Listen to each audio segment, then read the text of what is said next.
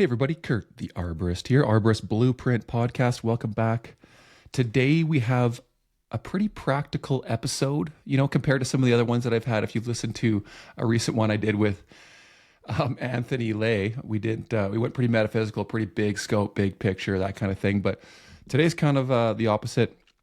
I got Katie Fitzgerald from Jobber on today. As you can see, I got a Jobber hat on. So it's not about Jobber, so don't run away. It's not like a paid sponsorship type thing. Although, I am, to be completely honest, I am sponsored by Jobber, but I do love their company. We'll probably get into a little bit of, we will get into some explanation about my experience with Jobber, kind of what it's all about, just at least for some basics for any of you that are listening to the podcast today.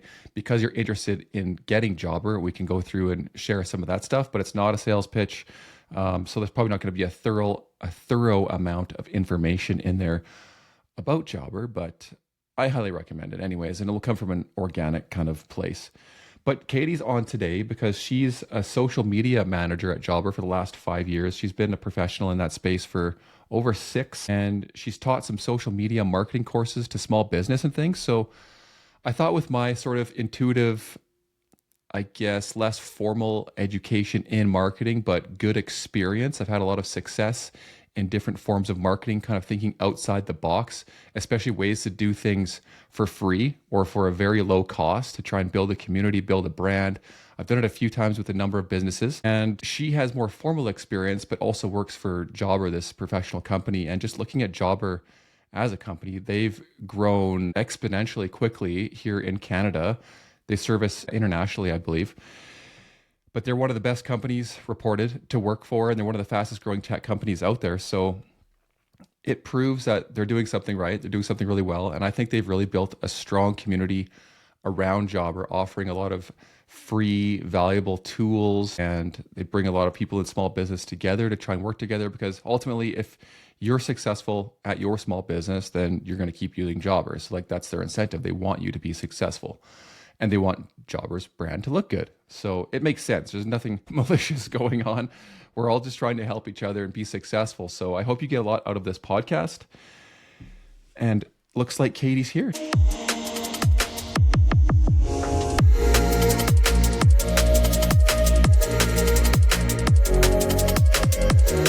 Hello, everyone.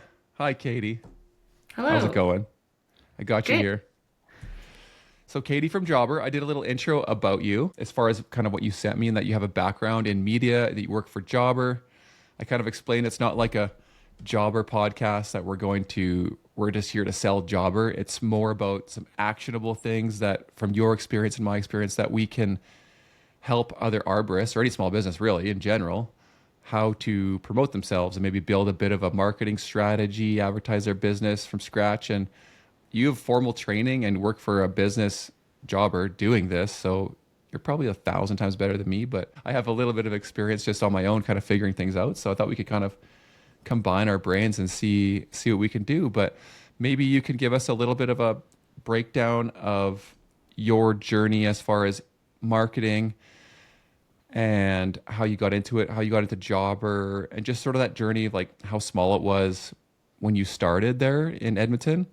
Mhm. And then kind of where it's at now, just so people have a bit of a frame of reference there. Yeah, for sure. So, hello everyone. My name is Katie. I'm based in St. Albert, Alberta, right beside Edmonton, Alberta. And I went to school in Edmonton at the University of Alberta, where I got my Bachelor of Commerce degree.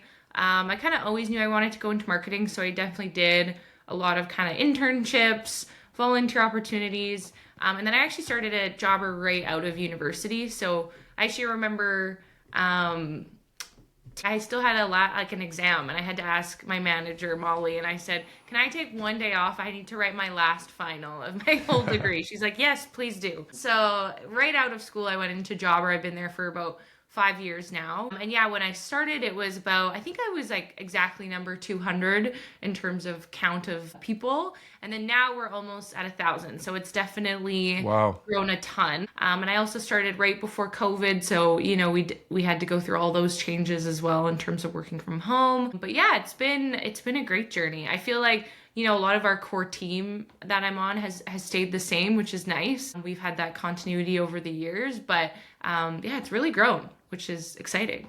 So, Cool. yeah. Has your position changed? Like when you first got hired to Jobber, what sort of things were you doing there? And has that morphed into something different as you've grown? Like, or do you look after the same sort of tasks, I guess you'd say? Yeah, for sure. I think I've definitely grown my career at Jobber. At the start, I was, just starting out kind of in the industry, in marketing, so there was a lot to learn. But a lot of it has stayed the same. And a lot of it too, I've just learned how to maybe automate some things and improve the way I do things to make it faster. I think too, I've just learned what works and what doesn't. So I think at the beginning it was a lot of testing, a lot of trying out different things, not really sure. And then now, I've been able to scrap what doesn't work and keep improving and keep learning and do the things that work as well. And then, on the team as well, we've hired more people on our team to kind of help out a few different parts of social media as well, which is nice. Some of the more manual work, like, scheduling content, some of it, get some help from our team and things like that. So when I was first starting out, it was just all me doing everything. Whereas now, it's still kind of me as a social media manager on my own, but I have a little bit of help from our team, which is nice. But yeah, I think another big thing that's changed as well is just taking on, I think as I've gotten older too, just being able to just take on more work. And then also at Jobber, we have tons of campaigns. So I kind of break it up in two parts. I have like our ongoing content, kind of our baseline content that's always consistent and going out. And then I have, we have our campaigns like Jobber Grants, Jobber Summit, if we have a feature release, things like that, that kind of happen sporadically throughout the year. So I feel like at Jobber, we've just launched more campaigns, launched more, yearly initiatives that we do. And so kind of just balancing those two things, it's probably been the biggest change over the years. So Yeah, that's cool. You got me thinking there because I'm thinking about all the things that Jobber does. And of course, I see a lot of the emails and I'm engaged because I'm an ambassador, if people don't already know that. So I'm highly engaged with Jobber. I do a post every month in exchange for using the program, that sort of thing. So yeah, full transparency. But I truly do really enjoy using Jobber, and I love watching the company grow because I have a personal interest in marketing and just building business. I think it's just really fun and cool. And I think it's really cool how to communicate and build a brand to your potential clients, like what makes them actually pay attention to it and what kind of accesses their subconscious to make them remember you. And all things like just different fonts and different colors and frequency of posting, or do you offer free valuable advice, or as opposed to like pitching your company. There's just so many different strategies out there. So I wanted to try and relate some of this to the arborist out there who maybe has a small company or big, any size company, but maybe even we could progress it through someone who started or is going to start a company but doesn't have any money yet, that kind of thing. Because I know with me, I started Atmos Tree. Have you heard of Atmos Tree? I It's think, when I yeah. talked to you a long time ago, we did a coffee break thing, and I think I called it Enviro Tree then. It was a brand new idea. Okay. Yeah. And actually, that coffee break got out to a few people that joined way back when. But then it Awesome. kind of crumbled. I didn't know what I was doing. I needed help. And then I got it back going and I relaunched it as Atmos Tree, and it's been really successful so far. We have like over 40 companies. It's awesome. But anyways, what we do is I started this alliance for arborists where when we cut a tree down for our clients, because it's inevitable and a lot of people make money, like good money off of tree removals, I thought the industry was just promoting safe tree removals more than it was tree preservation, health, all these kinds of things. So I wanted to provide education and a community around that sort of thing and caring for trees more. But ultimately, the foundation of Atmos Tree now is this 2-to-1 tree cycle program. So we charge like a $25 recycling fee here in Canada. I put it right in Jobber actually, because there's a line item, title, and description, and then I share that with people. They can copy and paste it right in.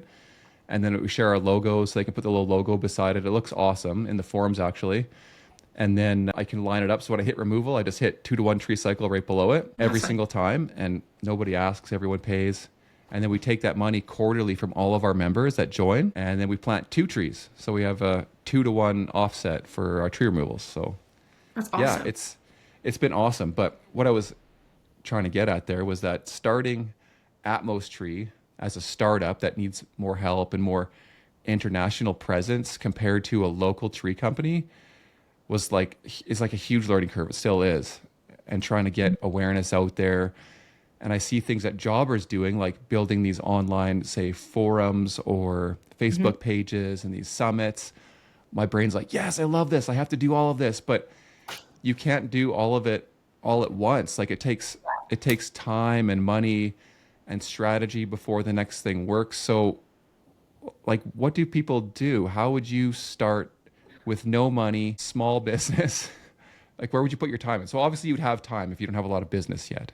Yeah, yeah, you're just getting started. I think too to note, yeah, it's easy to look at some of these big brands, and even I look at bigger brands. I'm like, oh my gosh, one day we'll do that big of a campaign. But I think the biggest thing, even with Jobber social media, it's taken a long time to build that community. Like I think community has to be fostered, and awareness has to be fostered. So I think it's like don't be too hard on yourself at the beginning. It's like, oh, I guess you can go viral, which is exciting and which is it's sometimes very hard to do, but true engagement and true community is usually pretty slowly built. So I think definitely don't expect, oh, I don't have all this engagement right away. It's definitely something you have to be very consistent, and slowly build. And then too, you're kind of creating those meaningful connections as well in the community. Like on Jobber Social, we have some people that, have been using Jobber for forever, since Jobber started, and they've been engaged from when I started to now, so 5 years, and they've always been on our social media, and we've sent them swag, and we've kind of like fostered that relationship. So I think that's one thing to note at the start, is that it does take time. Right. So definitely, yeah, don't be too hard on yourself there. Can I ask you one question before you Yeah, continue? Just can totally. you clarify like engagement? A lot of us are blue collar. We're Yes. good at running chainsaws, but we don't know what the heck engagement is. Yes, and please stop me if I start saying any jargon. I feel like it's Oh so yeah, I'll in a minute, organically ask so you. it's so like easy. Engagement can be a lot of things. It can be, on social media. It can be like likes, comments, shares. They share to their story, Instagram story. They share to their friends. It can be even engagement is like them messaging you, DMs on Instagram, things like that, or tags as well, or Right. using a hashtag, things like that. So it's when Okay. people kind of engage with your content. And Just when I say interaction and yes, audience, some sort of following. Just totally. making sure your stuff's getting to people, which Yeah. doesn't necessarily mean that they're turning into leads, but they're at least seeing your stuff, I guess, right? Hmm. Hmm. Okay, Yeah, cool. for sure. For sure. And that's a huge focus on our own strategy is, what's going to get the most engagement. That's kind of at the forefront of when we think about what to post usually. Yeah. So, Okay, so then in that sense, I mean, a lot of them don't necessarily turn into leads, or people have to make a big decision when they're going to switch software to, like, say, Jobber, for example, or purchase that product, as opposed to for us in arboriculture, it's a service based company, so I find it's a little bit easier. Like my website is terrible. I'm going to redo it. I have somebody working on it. I realize it's way worse than I thought, and I'm like, oh my god, I'm holding myself back here. But it's not hard, honestly, to get jobs. Like once you, because there's people looking for a service, right? yeah. They already decided they want their tree removed, they want their tree pruned. They just got to find someone. Hmm. But switching to Jobber and making a decision, you have to like train yourself maybe to use it a little bit. You have to maybe move some things over from one software to another, or you're just, yeah, like I said, you're not familiar with it. Yeah. People might spend a lot more time thinking about it. So do you think there's any kind of correlation or strategy around like how many times people have to engage with some of the material you put out there before they make a decision? For sure. Yeah. And we've seen that, I think it's kind of funny. I look into our DMs and I've seen that someone posted that they attended Jobber Summit and they were like, oh, I'm attendee. And then they applied for Jobber grants. And then like a year later, they'll say, oh, they'll take a picture of them using Jobber. So sometimes it's, it takes a while to kind of get into the ecosystem, into the Right. community. And then, yeah, and it depends on their own business and where it's at, and where they're at in terms of, taking that jump or switching to Jobber maybe.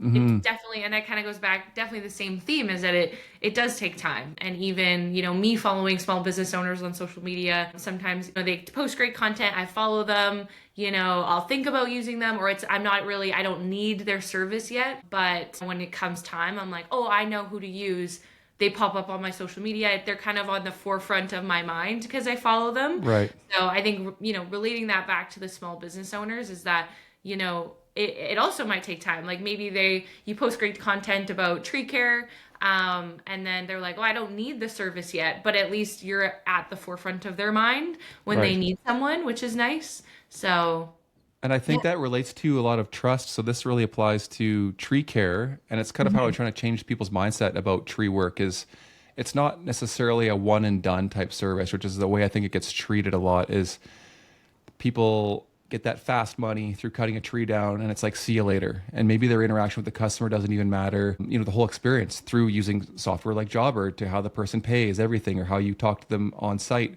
because you feel like you're going to be gone. But I would really strongly encourage people out there to try and build trust and build like a bit of a reputation and brand, because like you said, they might make a decision to have you come in a year, or they might use you as, or they might spread your word about, like, with word of mouth, they might to other people constantly if they keep getting engaged by certain content coming their way. I really think if you can educate clients, that's what I try and do, and build that connection with them, then they really trust you. And then maybe you're not removing a tree too, which is also great, but you have put them on this like sort of long-term subscription program, and then they're calling you back, and then maybe you're planting a tree, or you're just pruning it year after year, and then you get more business over time, and eventually your advertising costs, I think, can go way down. Like I know a Mhm. bunch of arborists that basically don't advertise at all anymore because they have their close little radius around their house. They don't have to drive anywhere, and it's just repeat customers, and that just Mhm. sounds amazing as far as not having to chase this dream of getting all of these leads and building, you know. Yeah. Yeah, and that's a big thing too, is that social media is kind of the beauty of it, that once you get the ball rolling, I feel like that word of mouth becomes a bit easier. If people are tagging you, or for example, kind of a example with Jobber is that we give out like Jobber powered by Jobber decals, that people Yeah. can put on their vehicles. And not only do they share that because they're excited to, put it on their car and rep Jobber, but and then they're also driving in the community and then they see it. Right. So it's kind of this also transferring to real, kind of the real world as well. And it's a great way to get word of mouth as well.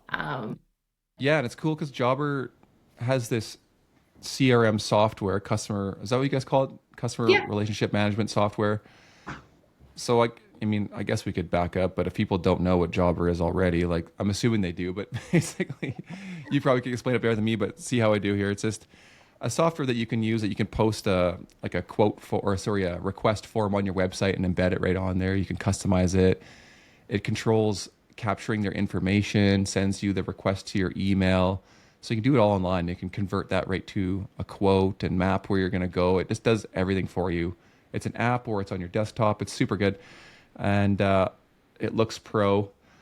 And then you can access a lot of your information year after year. Like if I have repeat customers asking for repeat work or a job, I can make sure I'm not overcharging them or undercharging them based on what they've paid before. It's just so handy, and I really like it for that. I can't remember where I was going with that actually, that original thought, but We were talking word of mouth. Yeah. yeah, yeah. Anyways, that's okay. I'll come back to it.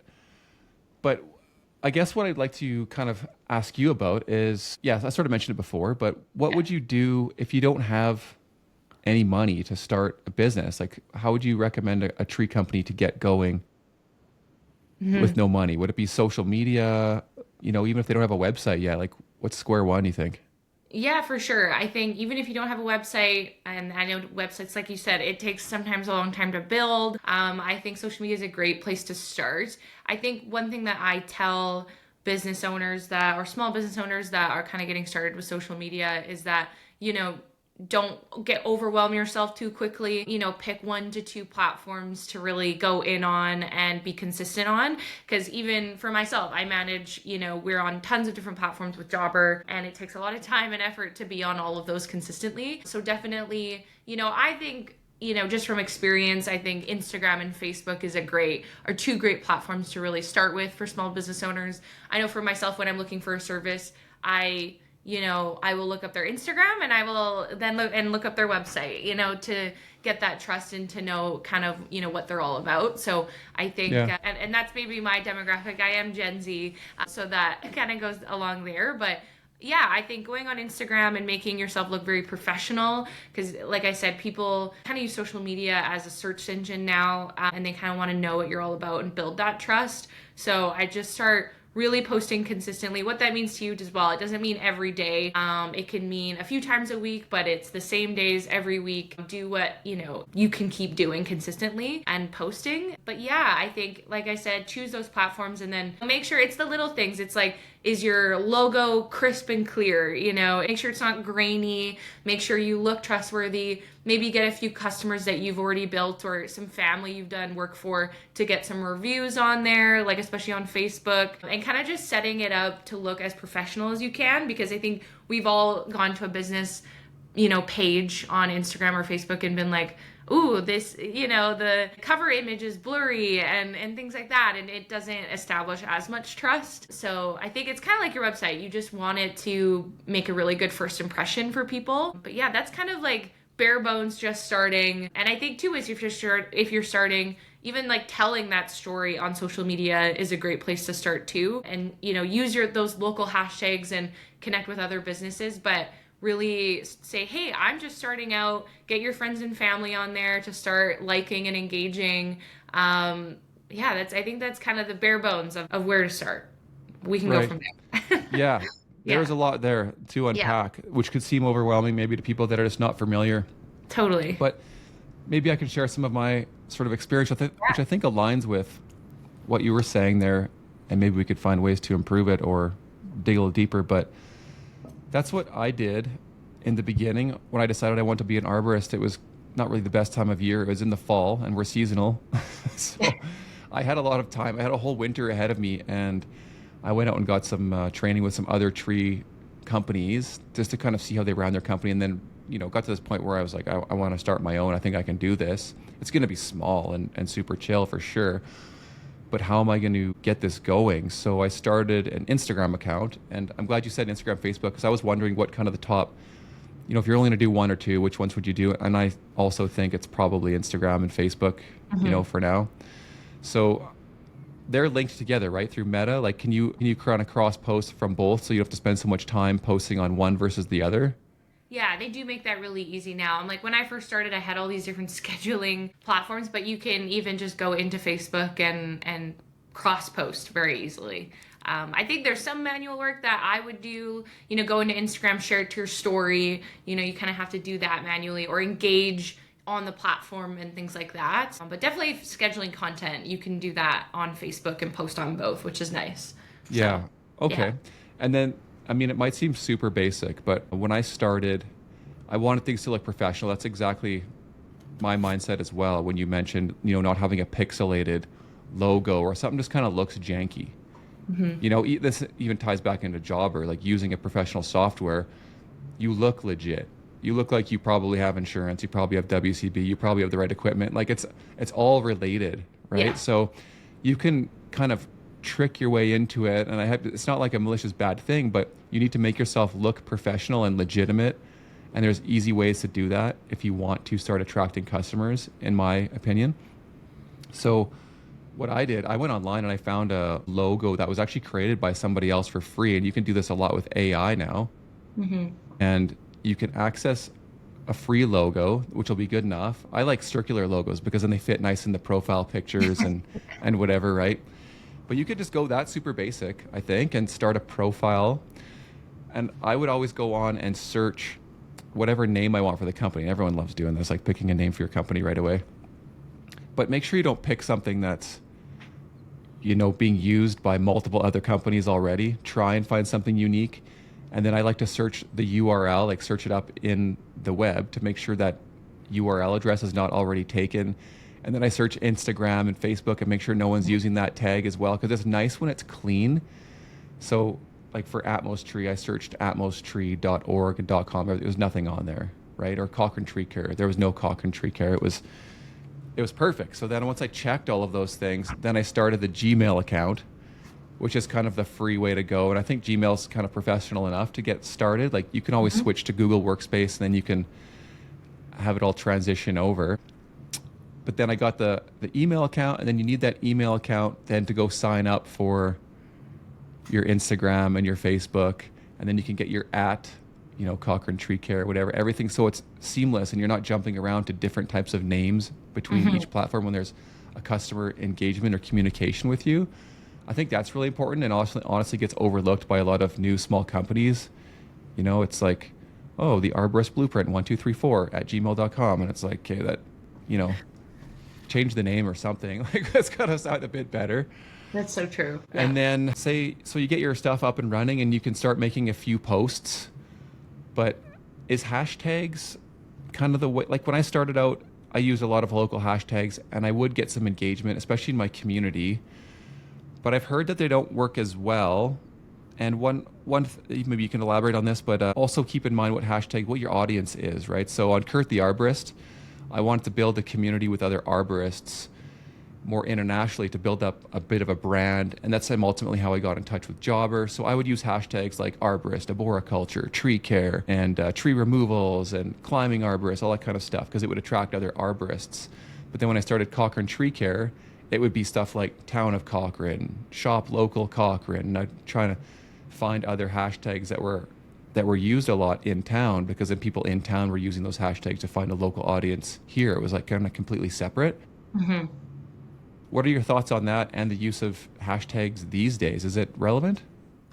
Yeah, I think it is changing a little bit. I do think they're definitely still relevant. I think platforms, especially when you use even like say it's hashtag arborist or even like the local ones, I think it kind of then categorizes your content and then it knows who to show it to. Oh, okay. But I think the platforms are also getting smarter. I've had content that I tested and did no hashtags, and it's done really well too, and it's tapped into the audience that we wanted it to. So I think it's a mix. I think this is getting. I know we're focusing on Instagram and Facebook, but I think they're definitely still relevant on places like TikTok. That is how TikTok kind of categorizes and knows who to show content to, is using those hashtags. But yeah, I think on the local side, I'd say it's still definitely relevant. I'd say a lot of people follow those local hashtags. Facebook didn't used to be a place for hashtags, but now there's Facebook Reels where it's video. And we've seen success with using, niche hashtags. If we post a lawn care video, we'll add lawn care hashtags. And I think it helps. So I think it is definitely relevant on a small business perspective. And I think, yeah, definitely don't go too, overboard. They do say best practices now, put only maybe 5 hashtags. I feel like I used to do this too. I used to put a whole paragraph of them. But now platforms are getting smarter and they only want you to put a few. So yeah, I think it's still useful for sure. I think Okay. it's still smart to use those local ones. And then, of course, what I did, if people want to dig deeper on this kind of stuff, you can YouTube and watch a variety of different videos on people's current strategies and kind of pick and choose what you think is going to work for you for your time, and what's kind of common between different what people are saying out there of what you want to do.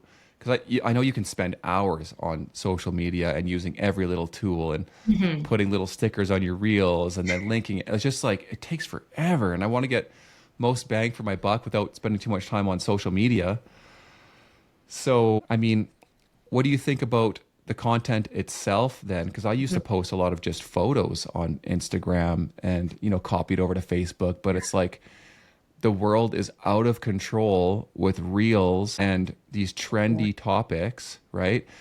And what do you think about the difference between posting some informative, genuine, authentic content? Like, for example, as an arborist, maybe I post something kind of cool about how to plant a tree Yeah. that might get some audience, versus following a trend, looking for a trendy hashtag, doing some TikTok dance, wearing my chainsaw pants. But in reality, like that gets a lot of views, but it's not promoting my business. So I'm like, and I mean, I don't feel authentic and I hate that stuff myself personally. Yeah. But if you're willing to do it, say you're open to both strategies, what would you recommend? Yeah, for sure. And I think even at Jobber, this is something that I try to strike a balance on. high level. It's, you could do a trend, a viral type of trend, and then go viral and get a lot of followers from that. But it's not really the followers that you want and Right. need.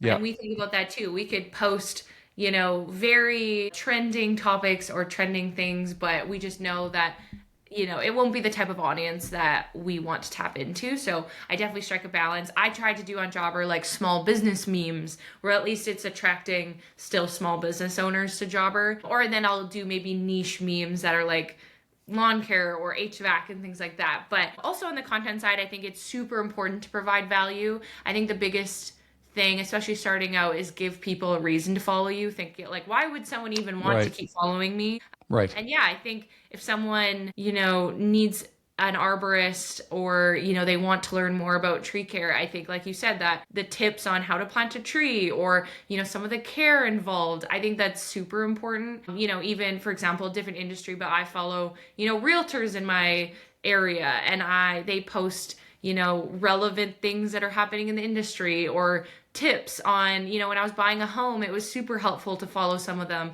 So I think, back to kind of the arborist industry, I think providing that value is really, really important. I think it gives people a reason to follow you. I think if you never wanted to do a trending TikTok dance, you definitely don't have to. Okay. It's definitely not a Thank God. requirement. And then I think too, even on the note you said that it's easy to spend a lot of time, I think, video is the type of content that does the best now. Nowadays, it doesn't always have to be video, but it can be as simple as, take a quick video of yourself talking about that topic, or, behind the scenes of you working at your company, or things like that. I think the nice thing is people want authenticity, and they want, genuine content. So if it's not edited perfectly, as long as it's maybe clear video, maybe from an iPhone or things like that, make sure you don't have a crack in your camera. But Yeah. yeah, I think that type of organic content's definitely okay, and it still performs really well. Another note too on content is, Canva is a really great tool. They have lots of templates on there just to It's get you free too, I started. think. Right? What's Even that? just it's free for basic Yeah. kind of stuff Yeah, too. for the basic, it's free. If you want to, add more bells and whistles, you can do the paid version too. But yeah, it's a great free tool. When I've done things outside of work, it's really, really easy. I'm definitely not like a professional graphic designer, so Canva helps me a ton sometimes. So yeah, that's lots of things there. Yeah, definitely. I mean, you can even pick out a little bit of a brand palette, and I haven't really gone this far myself. I've hired some people now to do that, and they think it's important. It's great, and I see how the consistency and the professionalism of just having kind of certain colors match up on your grid and everything makes you look again more legitimate and pro, like you know what you're doing. And if you know how to do one thing, or they say how you do one thing is how you do everything. So if it looks like janky and lazy and crap and inconsistent, well, then they think your tree work or your business is going to be the same thing. They Very may true. not think that consciously, but subconsciously, they're going to be attracted to someone who looks like they're a little bit more relevant, up to date, posting things that are fresh, right? So I think the big thing there, when I zoom out, because I'm all about zooming out to this like meta level, right? Is you got to think about how your audience that you want is thinking, like what they're looking for, right? So, and what their perception is going to be of your material, not necessarily what you want to post, but of course there is a balance there, because I also think people need to really go back to putting some effort and thought into their mission statement and their vision, whether they post it and publish that or not. But like, why are you doing what you're doing? Like, what is the purpose of your business? Are you doing it? Is it just a mundane task that you don't really enjoy just to make money? Or did you choose this job? I'm hoping if you own your own business, you've chosen it because it aligns with some of your personal values. You have something about you that's unique that you want to create out of this profession, whether it's training other employees, or you just enjoy business, or you enjoy preserving trees, all of that sort of thing. But then you need to kind of communicate that, I think, to your audience, and maybe even find a bit of a niche there. Like, I think standing out amongst other companies these days, if you have a bit of a niche, it seems like you're limiting yourself only to your niche product or your niche thing. But oftentimes everything's just so muddied, it seems like, with the same, we're a tree removal company, we're a tree pruning company. But if you're like, oh, I provide holistic tree care and I combine thoughts of your garden and your lawn and everything together, and it's like, oh, this guy's kind of different, so you might stand out a bit more. Totally. Do you think that helps, like having some niches and things like that these days? For sure. Absolutely. I think with small business owners, I think people also want to connect with you as a business owner and know, like, you're very good at this on your social media. It's like, yeah, it's what you care about. It's important to inject your personality into it. Because then they just connect to you more as a person as well. Or, if they know you have a family, they're like, oh, I have a family too. And, even if you post a thing about, I've seen it's cute. Sometimes people will send people jobber swag for their pets and they'll post that, but it's Yeah. cute because it's like, people post their pets on there and that's really fun and relatable. So I think, showing who you are, what you're passionate about, it like in your business, outside of your business, and kind of showing, like you said, Hmm. that kind of that whole view, I think it really helps people connect with you and get to know you as a person. Because then when they feel connected, they're like, I feel loyal Yeah. to this person. Oh, this person's so great. They're going to refer you. Obviously still keeping everything professional, Right. and, the focus of your business. But I think injecting some of that, personal side is important. And then for sure, even just on the business side, saying your values and, your mission as a business and why you do what you do. Even posting that is important. And I think people really like seeing that too. But for Right. sure, I think definitely pave your own way and don't I think it's easy to copy what other people do, whether you're a large business or even a small business. But yeah, Yeah. definitely give that some thought and don't just post what everyone else is posting. For sure. That's a great note. Yeah, I think there's a lot of value in what you were saying there about being authentic, Hmm. right? And that ties in obviously with following your passion. Because if you're following your passion and your mission and your vision for your business, whether it's your niche or whatever, your special skill, that really comes through, I think, when you make these videos. So if we're gonna get away from doing just photos, which are okay, especially like funny ones, like whatever's gonna build some engagement, I think maybe trying a lot of these different strategies and seeing kind of what works is a good Totally. strategy. Yeah. But I personally align and love doing videos, like you said, but I'm not afraid anymore to do talking head videos. And it's taken a long time in training and purposeful, like conscious reflection and development and skill based stuff. I don't know what you call it, but like I'm even in like Toastmasters trying to learn how to Totally. be a better speaker and just get up and go through the reps of speaking. And that's free to go to as well for like even a few meetings just to go try it out. But you can learn online as well. So all of these things I think translate into being able to translate your message of what you're trying to convey to your audience and to your client.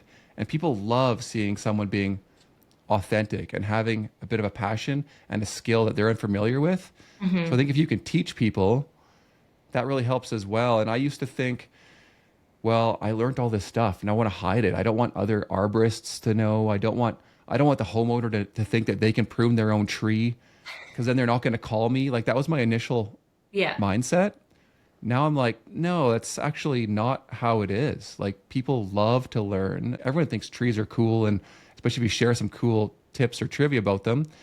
And honestly, the more you tell people how to prune their tree properly, it just builds trust. They're like, wow, this guy knows or girl knows what they're doing. And then they realize it's like an overwhelming task for themselves to do properly.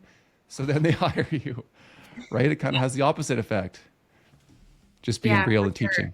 And when I was writing notes for this podcast as well for this call, I wrote that down. I said, it's super important to build that trust. And when you do educate or you talk about, you show that passion for what you do and you say, oh, did you know, or before and after, and this is what we do. And, like you said, the education side, it just builds a lot of trust. And they're like, this person just knows what they're doing. And you're like, I don't even understand most of it, but it's like, this is awesome. And, I really trust them. They seem like they do really good work. And that could, cross any industry for sure, whether it's like tree care, lawn care, So I think too, even educating on some of the, whether it's pruning or maybe it's an adjacent topic to tree care, it just gets people interested and they're like, oh, I didn't even know that. Like this is really valuable. And again, going back to it gives a reason for them to follow you if you're providing that value for sure. So Yeah. I think too, another note is you were like, oh, the video is sometimes very scary and it does take a while. I also want to note that it can be a mix for sure. It doesn't, I think some people listening will be like, oh my gosh, I have to become a TikTok star and know how to, speak on camera now. It can be definitely a mix of video and photo. So I don't want to overwhelm anyone with that. Right. And Yeah. you'll get better at it the more you do Yes, it. totally. So, I mean, you don't even have to show your face in the video. You can just show No. what you're doing and explain just little cool things that you see. Like, don't forget that as a skilled worker out there, like in our case being an arborist, a lot of people just don't know. That's why they called you, right? So Yep. show people parts about the tree, anything you know, even if you think it's just simple and everyone probably knows that because you've heard it 100 times, just share it. Like it's just something too. And just, you said getting the content out there and that consistency, it builds up a bit of a library and album on there that shows also you've been around maybe for a bit longer. If you have an Instagram with only 2 posts, it kind of looks weak. So, oh, another tip probably too, you probably align with is that when you first launch your page, like Instagram or Facebook, I've heard that it wants to keep you engaged, obviously, on their end. From Instagram's perspective, they want to keep you engaged. They want you to be successful because then it makes Instagram successful. So they kind of throw you a bit of a bone in the beginning to show off your profile that you're new to Instagram, connect you and link you in the relevant places. So you probably don't want to start an Instagram account and then just leave it for a month and then Hmm. start posting. Like you probably want to get it going, have some ideas for some posts planned out. I used to like to post nine posts because then it would at least make a full square on there and fill the page when you opened it up. Again, some people think it's like something, Yeah. they got something going on there.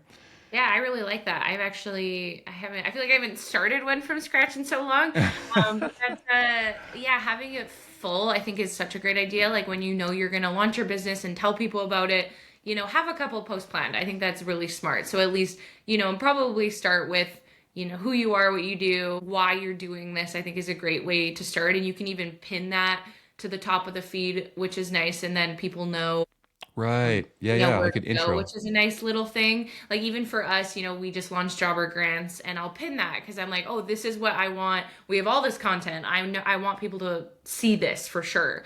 So I think pinning is a great tool as well. Yeah. I've seen a lot of small businesses pin like the who we are, what we do. So at least that Right. doesn't get lost, which is nice. So Yeah. Then you can kind of treat yeah, it sort of like a web page. Like yeah, instead of just going into a random post about something that you did, like your dog dressed up in jobber coat or something like that. yeah, yeah, yeah, People are yeah. like, what's People are like, going on that's here? great, but what do you do? Yeah, Yeah, but who is this guy? So yeah. if you don't know what pinning is for your social media profiles, I would encourage people just to watch some videos on familiarizing yourself with these platforms in the first place. And this is probably all super basic for Katie, but for some of us, it might not be. If you utilize the tools, in my opinion, you could probably elaborate on this too, whether I'm right or wrong. But if you understand how to use the tools and you do use them, I think you get more engagement. Like when Reels first came out, I was like, I'm not doing Reels. This is so stupid. And then it turns out that Reels like took over. And people that jumped on it right away and started to use that form of content, I think got a lot more engagement because they're also trying to promote Reels, Hmm. in response to TikTok as a competitive company. So if you can kind of think through their eyes, then you kind of know what to use and why to use it and how it's going to work because they don't share the algorithm with you of what necessarily going to work. It's kind of trial and error. But yeah, what are your thoughts on that? Yeah, yeah, it's funny sometimes even as a social media manager, things will come up and you're like, "Ooh, that's uncomfortable and scary." Like that's new, but it's almost social media sometimes is that habit building. Like you're like, "I know how to do this. This is good. It's working." And then Instagram will like throw in something and even one thing they changed recently was the sizing of graphics. They Right. made it a different, it was not square anymore. Yeah, And I was so resistant. I was like, no, I like Square. Why can't we keep I know. it? So there's always updates that are a little weird, but even Instagram said, we're prioritizing posts of the new size. So if you don't post the new one, Right. we're gonna prioritize we're gonna push the new sizing we've put out. Yeah. So I think it is important to stay up to date, like you said. It can be overwhelming. I think, yeah, like you said, you can Google things, you can look up, some of the updates. They're actually I think it's the CEO of Instagram. Let me check quick. Yeah, Adam Mosseri. I don't know if I'm saying the name right, but if you follow him, he actually does videos. I think it's like monthly or quarterly of he's like, here's what we're focusing on. And he'll Oh. say, we prioritize or we push videos that people watch the whole video. Hmm. That's really important with the algorithm. So what's nice is sometimes he'll post things that you're like, oh, okay, I can get a peek into what Instagram is actually on that back end, which is nice. But for sure, if they come out with reels, that's what they're going to prioritize. I remember when stories first came out, I think people were pretty resistant, but they were pushing that. So, or even during COVID, Instagram lives were big and they were pushing those a lot. So Yeah. it's always changing, and sometimes it's hard, but you kind of have to jump in and just try it. Yeah. It's scary. It can be And scary. it is, and I hate when they change things, man. I But know. it's one other thing I just thought of, or you made me think of, is following other companies or other arborists that you want to kind of emulate that are doing well, that look pro, and For what do you, sure. and then sort of notice like what you like about their content. Is it like maybe it's just all the colors are all very similar, like the branding palette, or it's the information they post or how they convey that information. I don't know. But you could try and take some of those ideas and try and correlate that to your content and post similar to them and try and figure that out for yourself. That helps. For sure. I do that all the time. I look at big brands, I look at small brands, I look at what are they getting engagement on, likes and comments, shares. So I am always looking for that inspiration because sometimes other brands are kind of on it and they're like they figured something out and it's like, okay, that's working for them. And we're a similar company, so let me try that. So I do that weekly. So I think that's super important. And it makes it easier on you. You don't always have to reinvent the wheel. You can kind of copy what other people are doing in terms of type of content for sure. Yeah. And then you'll Yeah. find your own way after a while. But I think that spray and pray kind of method in the beginning is okay because you're learning from Hmm. your own experiences, what you like, what you have time for, what's working with your audience. So like I know people used to tell me like, oh, look at Instagram and see what time your audience is engaging with your posts, like getting this specific. And it's like, oh, 5 o'clock every day, everyone's engaging with my posts. But that's because I was always posting at 5, and that's when my audience that I've created is online and sees my stuff because it's right when they get off work or whatever. So I'm like, well, it kind of makes sense, but sort of doesn't either because I haven't been engaging with an audience that's maybe home on weekdays in the mornings Hmm. or whatever. So I would just keep trying different things. Yeah. But okay, so we want to be a tree company, and we've figured out our company name. We've stolen a logo online or built one with AI, and or someone's drawn one for whatever. Anyways, Yeah. it looks pro. We got our Instagram name. We've connected it to our Facebook. We're thinking about TikTok, maybe. I don't know. We can go into that a bit more in the future. But we have no money still, and we need to start getting jobs. What would you do in your local community now, having this, other than your first 9 posts, your hashtagging, you're getting a little bit of traction, but you need to kind of advertise or get your name out there even more. Do you have any ideas? Yeah, I think one idea that is pretty low cost and is a great way I've seen other small business owners it worked for them is it sounds kind of funny, but it's a partnered giveaway. I think those still really work, and you can partner with someone that's a bit more established. And I think the more you're in your community, doing things with other business owners, especially starting out, I think is really helpful in creating those partnerships. For example, there's a massage therapist I know, and she did a giveaway with another kind of beauty company, local business, and I went and saw her the other day, and I was like, wow, you're booked up. And she's like, yeah, I did that giveaway, and I think it really just put my name on the map, and now I'm completely booked. So I think even something as simple as that can really get your name out there, and also you can give away, maybe you give away a free service or something like that, and then people, at least you kind of have a client or you have someone that's trying out your service That's as a great well. So idea. yeah, it's a small thing, but I think it Yeah. really helps partnering with that other established business in the community. So that's one good start, at least connecting with social media. Yeah, because when I started, I had a photography company way back in the day, which is sort of where I started getting interested in visual marketing and helped me with Instagram because Instagram in the beginning was all photos. So I was like golden. Perfect. But I started it from nothing too and had like, well, I guess I was gifted like a camera that was half decent. It was half decent enough to do some photos, start taking them, start posting them online. Friends and family see them first, and they're like, oh, they want to support you. So will you take a few photos of our kids and our family? And you would do it like for free just to get some content at first. Then you could post it to show that you're actually doing work. So maybe you have to do this as a tree person too. I don't know, maybe you go prune your aunt's tree, you do whatever, and you take some photos of the job, maybe even talking to her, whatever, some content, right? And then that can translate into maybe a discounted service at first because you're maybe just authentic and you announce that you're a new company, you're getting started, but you're doing it for less. And I know you don't want to undercut the industry and this and that, but you can do it kind of strategically and be honest and say it might take me a bit more time to do it or word it that way. Don't say it's going to be a shittier job.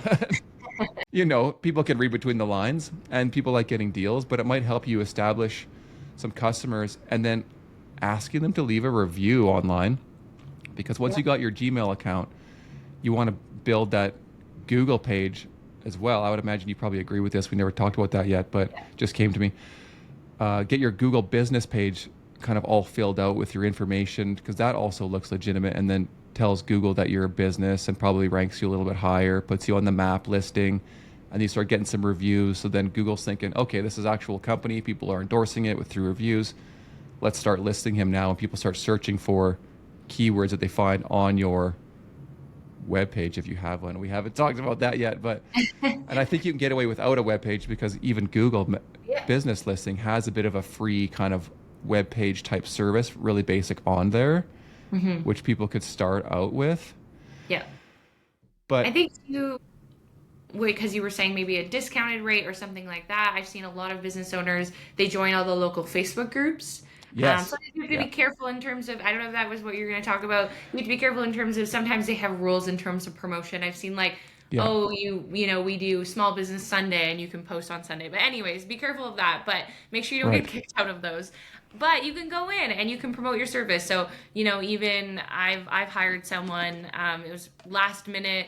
When I was planning my wedding, I was in those wedding groups and, this planner was like, hey, I'm just starting out, or it's seasonal. So, it's kind of a slow time for me. I'll give a discount to whoever books, and my wedding was in December anyways. But it's like, it worked. She posted, I was like, this sounds great. She even had people commenting on her post saying, yes, this person's really great. You guys should use her. And I think that also sold me. So that was great. I think she already had, built a little bit of a clientele already, but I've hired for sure services that people have posted that are just starting out, in those Facebook groups. So I think that is also a great spot on social media to kind of start as well. For sure. And if I could share a few examples of this, because in Cochrane, for example, a small town, we utilize this. I did it more in the beginning because I had more time to engage. And, a lot of the groups like Living in Cochrane or whatever they are, like just search your town on Facebook to find what groups are there and who has, the ones that have a ton of people are the more active ones. It tells you how many posts per day they do when you join. But they'll have a bit of a rule before you even sign up that says only on Fridays you can post. So then take advantage of that and post something on Friday about your company. Or you can get around it by maybe going to a different page, like there's a rants and raves, kind of like almost like a review page in Cochrane. It's just terrible. Some of them are so toxic. If you can just post and get out of there. That's great too. But you can have like friends and family leave a bit of a review for you on there and be like, oh, I just used whatever, I love them. And you're not like lying or manipulating. You're getting help from your family, but they can give you a bit of a shout out on there. Or you said, like, if you collaborate with a local business, if you know anyone that owns another business in town, even somewhat related, maybe you can do something for them, prune their trees, and they can do a post about you. But collaboration is almost always free. And the more you build, I think, your business, the more ammo and value you have to cross collaborate and provide value back for whoever's going to work with you. So I think those Facebook groups are really good, and we do get business out of that. And then outside of those days where you can't post, I've gotten away with this lots of times, it helps because now I have more knowledge in my industry, but we had a local tree here called the grandfather tree just fall over, and it was an iconic tree in town because you could see all the roots exposed. It was really cool. So there's a lot of community discussion about it, and I made a video. I went and saw it and then did a video about it and kind of gave my thoughts from an arborist perspective of like, oh, it looks like it broke on the trunk from the windstorm. It didn't actually uproot like everyone was in fear of. So like it didn't actually come unanchored from the ground and whatever. Just kind of talked about it, but then posted that on a local page. And it got tons of engagement because there's a bit of an emotional aspect to it. It's a local thing. And people are like, well, I want to hear the arborist's perspective. And I said nothing about like, oh, I do tree pruning, tree care, whatever, because my name on Facebook, if people don't already know, is that once you have your personal profile set up, if you don't have one already, you can set up like a business page specific so that your face on these pages when you post is your business name and your little logo. It's not you as a person. And then you would post this stuff and people find it valuable. And then we got a bunch of requests just from that because they're like, oh, Cochrane Tree Care, cool. I need my tree pruned. And Yeah, so I that, think that's super important to be involved in your community. I think especially, yeah, small town like Cochrane or small community. I think, or even if it's a big city, there's yeah, always like a community or a niche of, things going on. But I think that's super important, even if it's, not even super niche to your business. Maybe you're passionate about a certain nonprofit and you can kind of make that your part of your business. I've seen some of our jobber customers, service-based businesses, they are passionate about, say, animal rescue, and they're like, we give 10% of our profit or whatever. It doesn't have to be that. Or we take our team once a month and we do a volunteer day, or we go and pick up garbage because we do lawn care, and that's really, the environment is really important to us. So I think there's things that you can align and get involved in your community and be out there. I think the more that you're kind of boots on the ground in the community is important too. Yeah, I think there's lots of opportunity there. yeah. And one thing I'd like to also kind of touch on is a lot of this content and things that we're talking about comes from the perspective of a professional that knows what they're talking about in their industry. That's where the content's going to come from. So if you're out there thinking, well, what am I going to do? I'm a new arborist. I can't talk about this stuff. Well, there probably is something you can talk about, but also use that as fuel to go and educate yourself more on your industry and get to know things. Like go and research, read a book, find some, and when you see something cool and interesting to you, write that down, then use that as content. So then you're learning and you're teaching at the same time and building a ton of skills. But I mean, it's a bit of a red flag if you can't do that kind of thing, because if you're going to own your own business and be a professional, like you should know what you're doing, in my opinion, especially with trees. So if you don't know that, go get skilled first, and then you can start your business and start spreading Kind of everything. that building trust side. You Yeah. got to see people that you're the expert in that field, and that's why they should hire you. Yeah, I think that's the way to go about it. Definitely. Okay, so let's say you're thinking about TikTok. Is there anything you want to mention about TikTok? I Um, don't use TikTok much, yeah.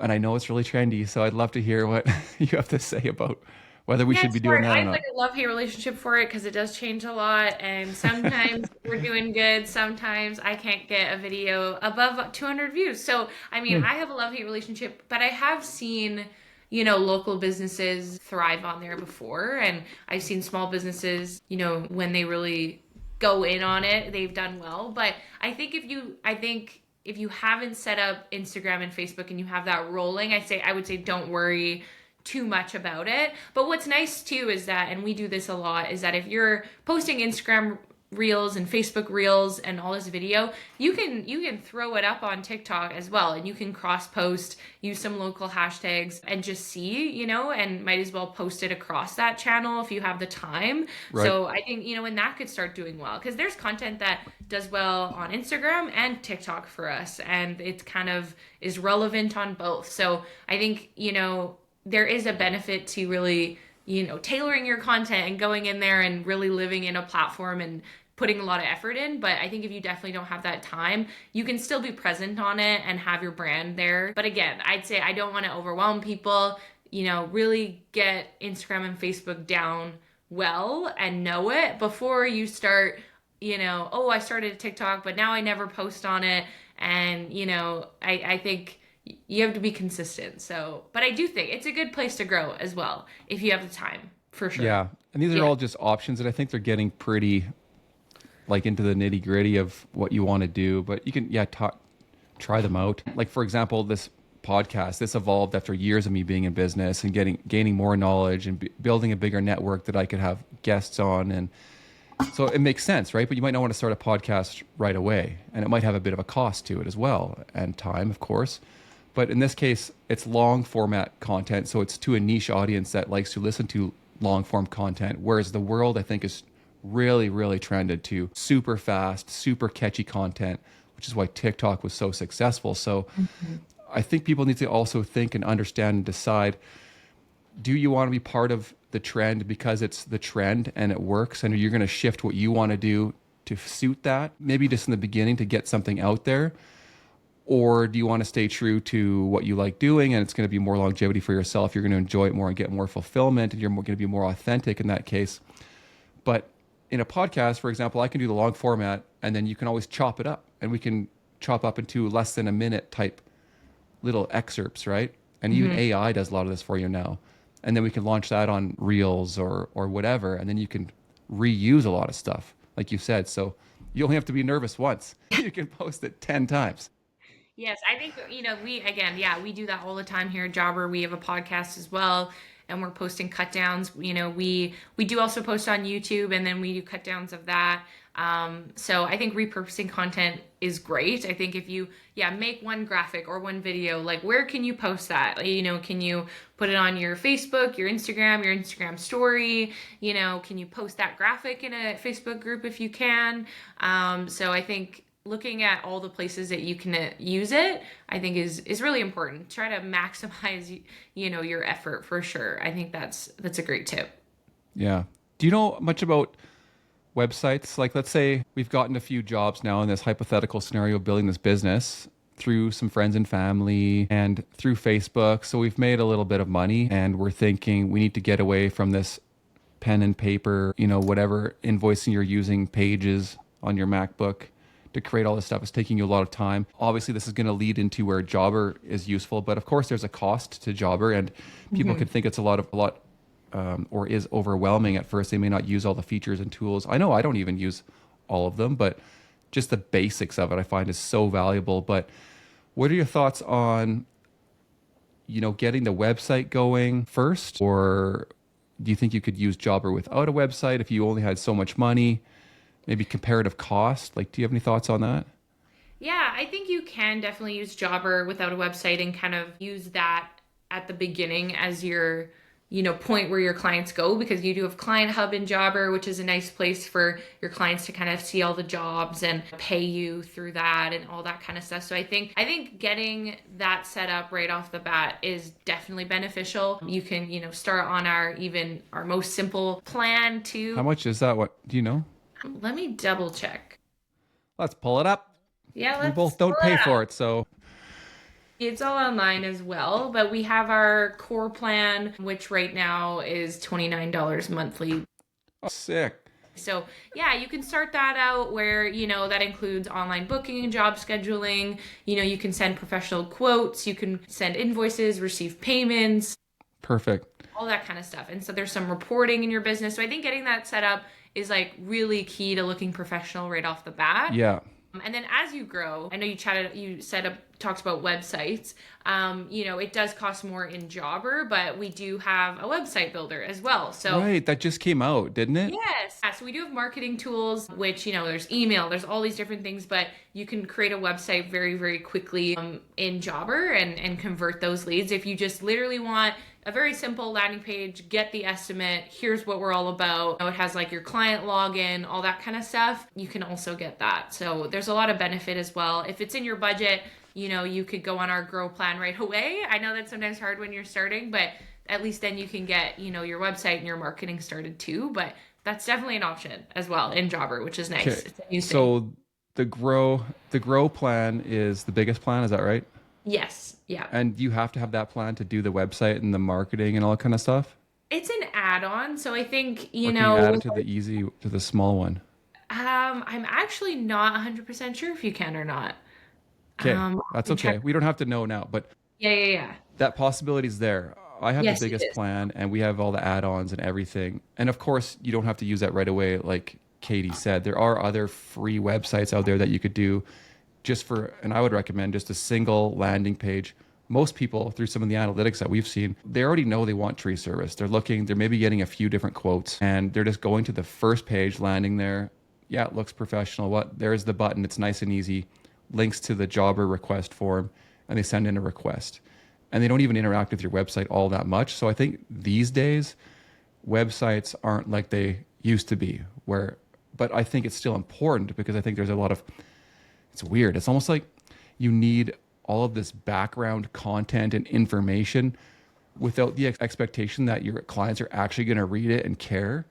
Some might, but it's more because you want the bots online to read Oh, it, yes. to make you Yeah. relevant, and to say that you have all this content, or you have this continual blog, just so that it ranks you higher. So then people come and find your landing page and just hit your request button. It It's does it's just help. so weird. It does help. I mean, that could be a whole podcast episode on its own, but there is a whole side of Google and your website where, you do want to have those blogs or at least some content that has some keywords. I've had it where I search up, I have a dog and it's like, St. Albert or even location as well, but it's like how to do this with my dog. And then it's a blog post and I realize it's trying to sell me something. So, Yeah. it comes up and it's good to have. It's also useful. I've even gone to like FAQ side parts of local businesses websites because I'm like, oh, what, I remember I hired a lawn care company and I just, we're new homeowners and I'm like, I have no idea how to manage my lawn. And so it was helpful going to their FAQ side and seeing, oh, okay, like this is what I do after the service. And like, this is how I care for what they, the service that they came and did. This is how I keep caring for the lawn and things like that. So it is super helpful to have some of that on your website for sure. Katie, you're killing me with the lawn example. I'm just kidding. Why? I'm giving you a hard time. I know I should talk about Arborist. I think I No, just no, it's not that. It's okay. No, I have this deep passion for like regenerative stuff and soil health. And oh, then, yes. so when I like dig in the weeds, like when people hire me for consults, like we'll be like half hour in, which we're going to jump to now, is like about how like lawn is like a different successional type of growth, like a non-native thing that's growing with a tree. And they're wondering why their tree's not growing well. And I'm like, well, your lawn's growing all the way up to the tree. You got to like separate those two things. Or just the whole like global mindset of like, we all need lawns. We all grew up with grass. And of course, I love grass. I have grass. I'm not going to lie. But I mean, there's other options out there to like plant other things instead of grass. Just because I'm a tree, shrubby, soil nerd. That's why I'm just there are bugging you. I'm better just things joking. for the soil, Yeah. for sure. I know growing up, I had a dad that wanted the perfect lawn. So now I'm like, Yeah. how do I recreate this lawn? But see, I'm learning things now. There you go. Yeah. Yeah. Yeah, I've been there, man. I've had the perfect lawn, the crisscross pattern, super thick, just loaded it with synthetic fertilizer and sprayed for weeds Not great on for this vicious cycle. I mean, it works, and that's what you kind of have to do to create that effect for sure. But I mean, trees don't like it. That's all I'm saying. Yes, no, for sure. And I like on this topic, I should probably listen to some of your podcast episodes, and then I'll know how to keep my trees. Oh, that's okay. Yeah, just water it. Just That's water it. okay. Fine. Oh, that's funny. Give it some love once in a while. Just touch Yes. it. Tell Yeah. it's being a good tree. Yes, for Hire an sure. arborist. I just hope and pray they don't fall down. That's the only thing I do. Oh gosh, I know. Everyone was always worried their tree's gonna blow over in the wind and just crush their house. Yeah. It's like one of the biggest complaints. Yeah. It's not gonna break unless No. it's got something wrong with it. Yeah. But usually- again, an arborist can inspect it and kind of look at it. I'll get you to drive in from Cochrane to Edmonton to Just come send me look some pictures. Just send me Yeah. some pictures. Seriously, Yeah. I'll look at your tree. at through Jobber. There you go. Yeah, so that's another cool thing about Jobber is I know a lot of companies can't do this. And I'm kind of lucky because Cochrane's small and our trees are only kind of so big, like especially the ornamentals, like trees in people's yards, right? So if they just take a picture of the whole tree, which they can upload right into Jobber on their own, it's great. It saves me so much time. We have it written right in there. They fill out the request form, and then an automatic form comes back that we fill out, that we created, that says, please upload some photos.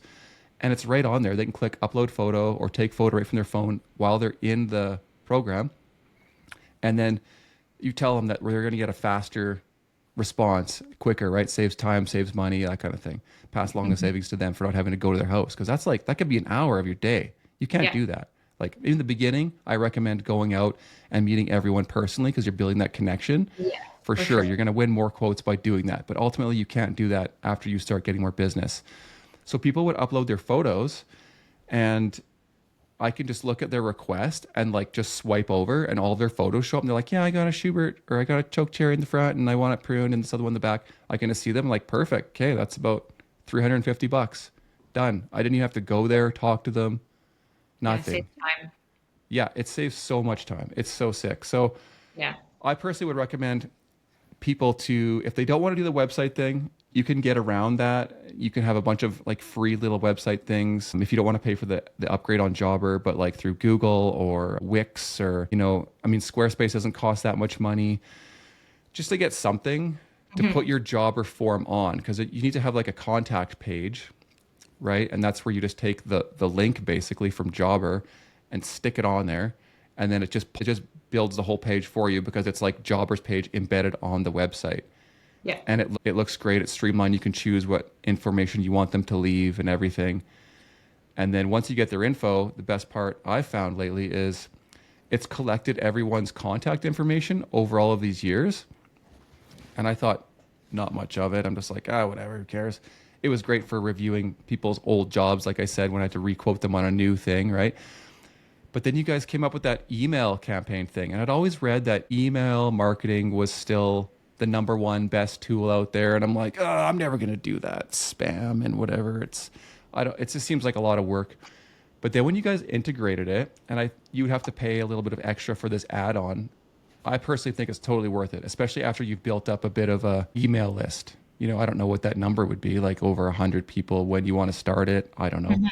But there's ways you could also try and build your email list consciously for this reason too. Anyway, so we open up this template. It's super basic, easy to use, which is nice. I would like a little more customization. I've reached out, but it still works great, right? So I sent out an article earlier this year that was about timing for your trees. Because people always ask, kind of like how you asked, my tree's going to break and it's going to fall on my house. People also ask, when's the best time to prune my trees or get tree work done? And they all assume there's like some specific time that it has to be done, right? So I wrote this little article about, well, it depends. Like, because there's other factors that are more important, like how much volume you take off the tree, what type of cuts you make, whether it has disease in it and you can break that volume. So should you do it in the dormant season, or is it a high sap flowing tree that you should do maybe midsummer? Or is it a tree that you're removing and it's going to create a whole bunch of suckers in your yard? So if you can remove it at a time when the leaves have just completely finally flushed out and it's used a bunch of its reserve energy to do that, now it's already a low energy tree. You cut it down, it has less energy to put suckers out, right? There's just so many factors. So I created a little article that was informative for our clients and sent that out so that it was valuable. It wasn't just like hey, we do tree pruning and blah, blah, blah, because no one likes to see advertisements. No one likes to be spammed. But man, we had like 1,500 emails on there to our old clients, and I timed it with when the weather got better this spring. Oh, good. So everyone is thinking about the yard, snow's melting, hit send, boom. We had, I don't know, like 20 plus requests like right away. That's amazing. From not just old clients that we've done work for, but people just forget too. Like there's a lot of people that hire you as a business, as a service, but they don't connect with you. It's just the way it is. They don't remember that you're Cochrane Tree Care that came. They're just like, the tree guy came. But they want tree work again. And they're just going to call whoever comes up on Google again. Yeah. Or, and maybe a lot of these people we've noticed, they reached out to us before. They never even hired us. We gave them a quote and they didn't even approve it. They went with some other tree company. But then through this email campaign, they're like, it's time to do my trees again. Sure. And then they just ask us to do it because we reached out with the email campaign. It was awesome. So we turned customers that were using another tree company into our customer.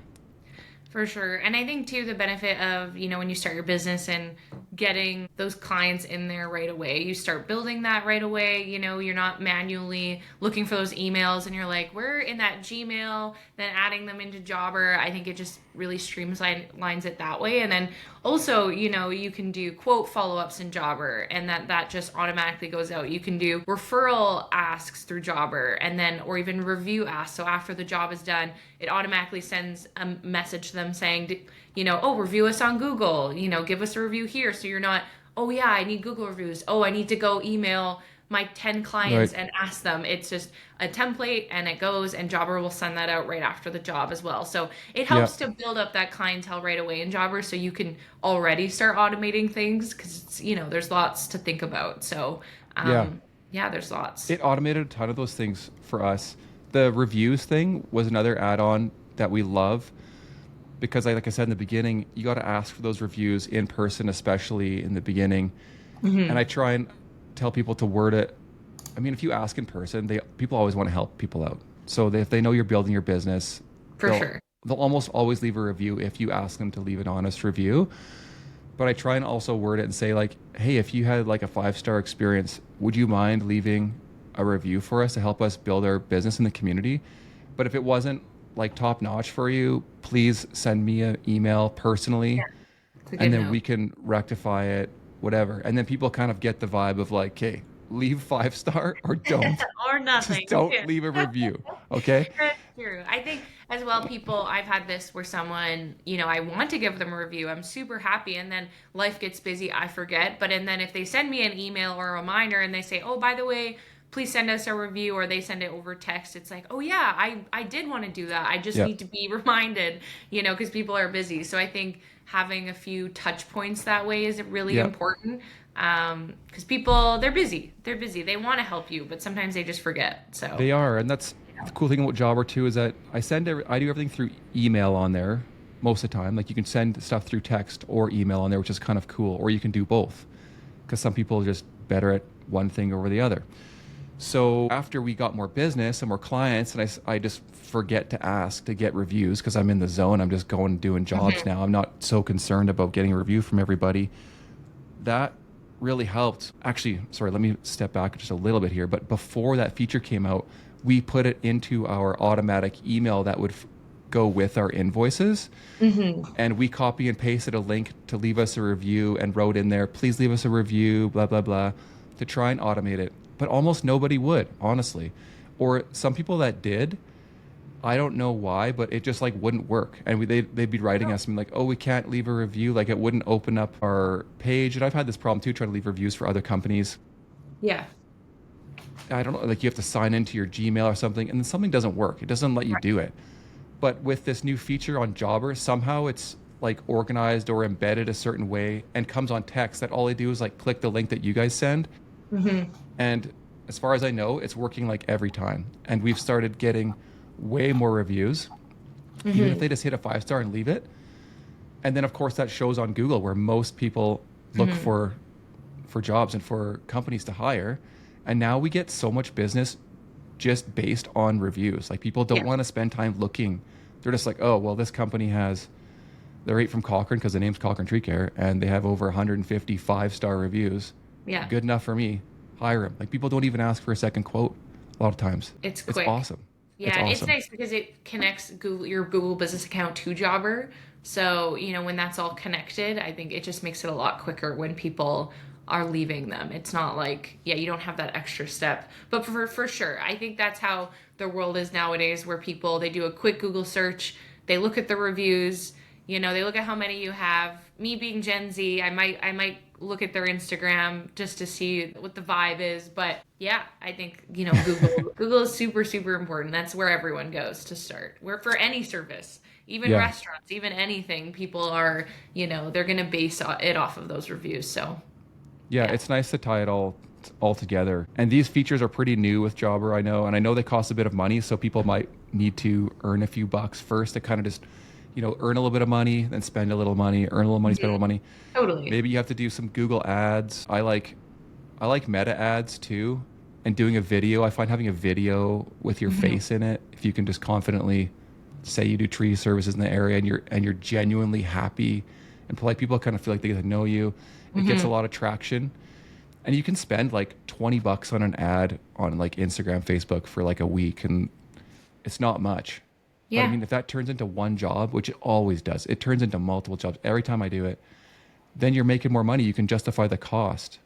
Mhm. And speaking of cost, what percentage do you think of your earnings is appropriate to spend on things like Google ads, Meta ads, Oh, or geez. like even if you think of Jobber as a bit of a marketing tool itself, how much should you spend on that kind of stuff Yeah, I based think on your like you revenue? said, I think like there's a lot of free advertising you can do first and then, test it out, see how that works. We've had some people even on our Jobber podcast of they're like, I was able to get all my clients for free just from Facebook groups. Like they kind of focused on Yeah. one part and went in on it.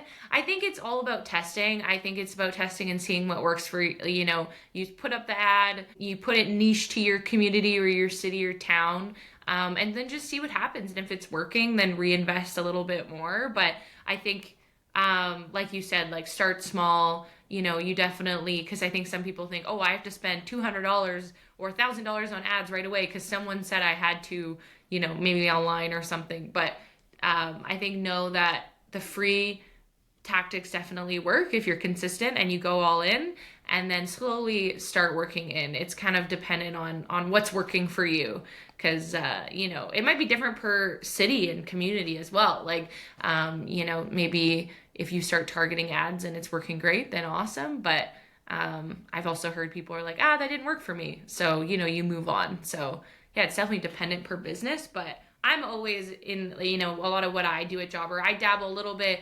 We boost some posts, we make some ads, but a lot of what I do at Jobber is free in a way. It's like free reach or organic reach. So I think, in my opinion, it's definitely you can do a lot of free stuff that will work. So yeah, Yeah. And then you can start building up a bit of that community once you have a bit of a brand for and you've sure. established a bit. Like that's where you guys started to get into having your own Facebook groups. Hmm. But it wasn't like, hey, it's Jobber the software group. It was like entrepreneurial, grow your Yeah. business, by Jobber type group. So other entrepreneurs can go in there and they can, well, there's one where they can talk about issues with Jobber or workarounds or ways to do something, and they can all help each other in this community because they all use Jobber. And there's some great tips in there of things that I didn't even really realize or know about. And I'm like, oh, I didn't know you could do that. Or you could just do some Mhm. sort of cool workaround. And then, it eventually becomes one of the tools if it becomes popular on Jobber. Or there's just general business support and advice, like stuff like this. Like we could Mhm. post this podcast in there and it would be valuable for people to listen to, I think. Yeah. So those are all free tools. It takes more time with engagement and whatever. But Katie, if I was to give you $1,000, I know you're struggling to start your tree company in St. Albert, because there's probably some good arborists up there. Like where do you think you would spend it? Ooh. Yeah, I'm like, oh nope, that's free. I'm like thinking of social media. I All free. think, Let's go. yeah, I think I would, try to put a little bit of that into, like you said, the Facebook, Instagram ads. I wouldn't put too much because I think, yeah, again, you have to test it. Don't go overboard, and then, it cost per lead is a ton.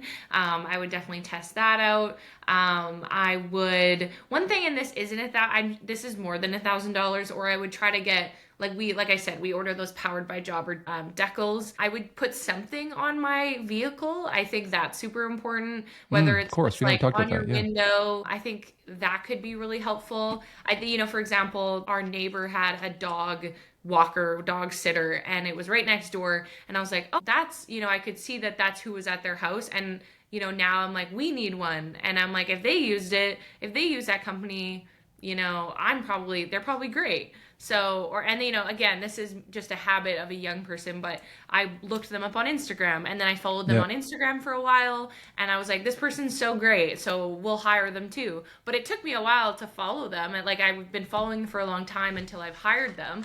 But I Right. think that's kind of also a low cost thing. I know I've seen like amazing truck wraps, which also helps. But I think if you're just getting started, those little, window decals can be pretty cheap too. And then I think too, there's definitely the traditional marketing, like the flyers, like, you do a job and then you put some flyers in the neighbors. I think that's like a cheap way to try to get some more business too. So there's some of that traditional marketing that helps, outside of kind of the social media conversation. But yeah, $1,000 isn't much. That's like it's not too much to start with, but I think there's lots you can do for sure.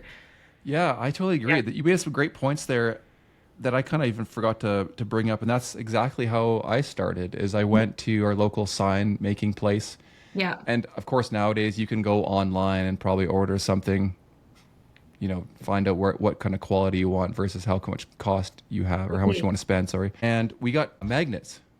So they would Oh, just fit on the perfect. door of your truck. So you wouldn't have to have a decal installed. It was less expensive. I think it was like $40 or something. Yeah. And we I've got seen two of them those. made, one for each side of the truck with just our logo and phone number and tree care. And that worked for like a year or more when we were just running a trailer. It was just me doing work.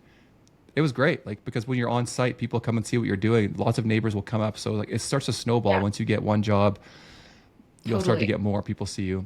And then a sandwich board sign, we did that as well. So a Mm. sandwich board sign, kind of out on the road, so people driving by because they don't see the magnets, but they'll see a sign and slow down, which also makes things a bit safer for you on a work site. And then they'll stop, take a picture of it, or just see it and start to build some of that brand awareness. They start to see you around town.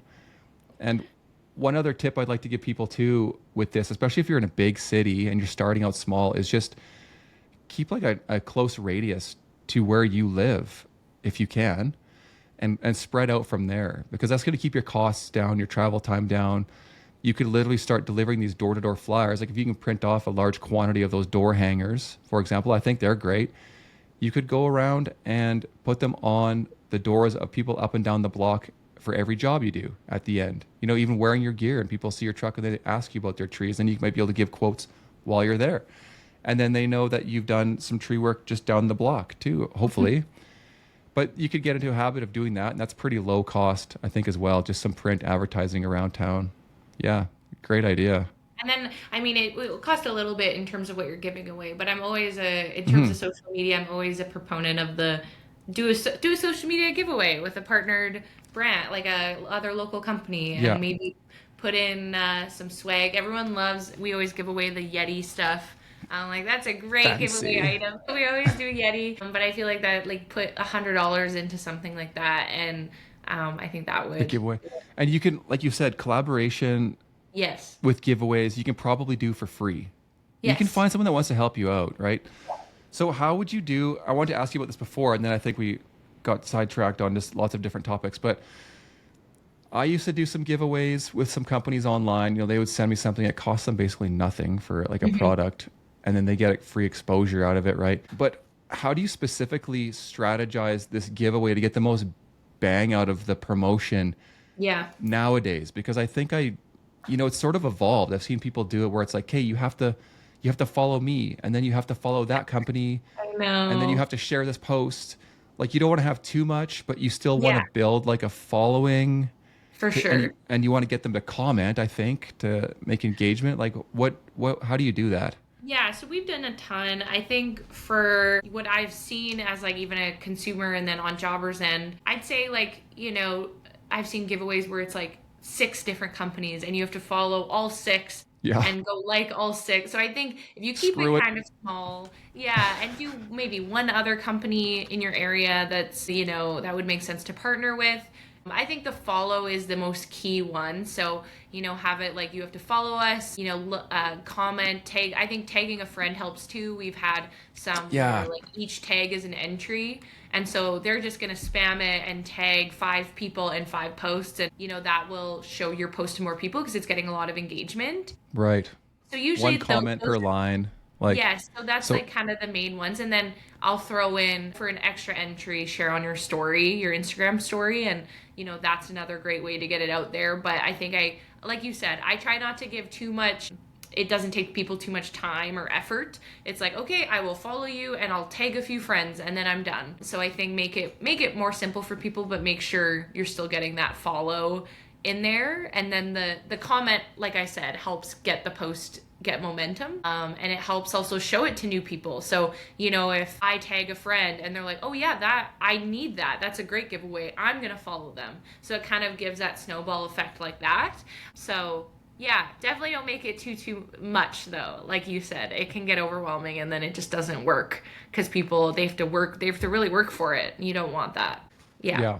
And if you keep it local and niche too, like you work with your local little for sure. greenhouse in town, and Yeah. maybe you record a video and give away some of their product while you're Yeah. there, and then you get to know them a little bit. Maybe they'll cross post it, and then if people don't know, you can add people as collaborators Hmm. on Instagram, which is a great way to get your name out there.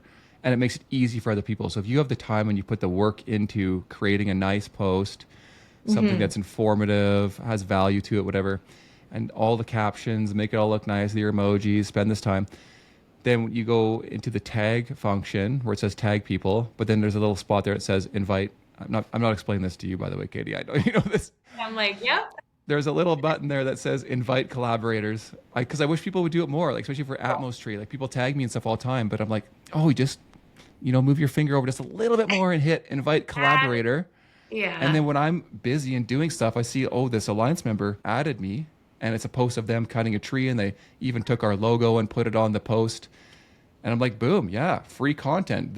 It's an arborist in the field doing this, and they're proud to be part of Atmos Tree. And all I hit is accept, and then it lands on my page as if I posted it with them, and it says Atmos Tree and this tree company. So you could do that for other businesses, and you can have people as collaborators even without telling them, and it kind of invites them, and then they may or may not do it, whatever. But then you're going to get your stuff on their page. Yeah. I think too, another little tip is, if you run this giveaway, make sure you have some content planned after, because, someone's going to, especially with Instagram, if you follow someone, Instagram's like, oh, you're interested in their content. Okay. Like next time they post, we'll show you that content first. So, maybe have a little bit of a promo as your next content or something like that. Just so people, they're like, oh, okay, this is what they do. And they keep following you and you give them a reason to follow. Yeah, Instagram will kind of prioritize your content because they just followed you. So that's another little tip as well. Yeah, that's a great point, is that you get that kind of boost. Like all of a sudden there's a surge or rush to your page for whatever it might be. Like I had a recent guest, Mark Chisholm, on the podcast, and he's really well known, famous arborist for around a long time. So I knew that when I posted his, it's going to get a lot more engagement. But then I try to ride that train with like leaking out more posts from that podcast. Or if there's other content that I wanted to show, I would do it like immediately after, because people are already visiting lots, and then you would get a lot more engagement that way. So it was cool. Okay, one more thing. Well, unless you have something else to add, but is there? Oh, sorry, maybe two more things. Can I say two more things? That's okay. I just wanted to know your opinion on AI and how to use AI to kind of help you with some of this stuff. Yep. Your personal thoughts, how you use it professionally, if you do or don't. And then I wanted to ask about if there's any things you would definitely say not to do with marketing or social media, like that would hurt your engagement. So I know it's two questions I can remind you after, but what do you think about AI? AI is great. It's a great tool. I'd say, definitely don't rely on it so heavily that you're just copy pasting completely. If it's a caption, like I think nowadays people can kind of tell if it's going back to that authenticity side. Use it as a tool, but just don't make it, okay, it's going to just make all my content for me. It's definitely to be used as kind of an assistant to you. But I use it. I think too, what's nice is, it saves you time as well. Or if you want to, maybe writing isn't your most strong suit, but you want to write a really interesting caption, you can, put your little blurb into ChatGPT and say, can you just refine this for me? And it'll just put it all together a bit better. Also just content plans. I actually was curious, and I just wanted to see what it would give me. And I put, give me what type of content should an arborist post on social media to grow their business? And it gave me great tips. I was like, these are tips that I would suggest. Can you read them? Yeah, so one is before and after photos, so tree care success stories, tree health improvements, educational content, tree identification, tree care tips, seasonal advice, time-lapse videos, day in the life. I love day in the life videos. I feel like those are so engaging. Tree removal and pruning in action. There's so many. There are client testimonials, safety tips, tree planting and growth tips, live Q&A, fun engaging tree facts, behind the scene. It gave me 20 different and so you can brainstorm with it. Yeah, you can brainstorm, you can take what you want and say, okay, yeah, you know what? That's a great idea, user-generated content, customer stories. I'm going to do that. So it just kind of gets, especially for me even, I'm always having to come up with new ideas and fresh content. It's just kind of gets your brain going, gets the creative juices flowing too. Like I said, you don't have to use it as a complete guide to exactly follow, but it helps a ton. Yeah. you It know, is but great for brainstorming like that. it is. And what for example, I wouldn't do like AI images, maybe.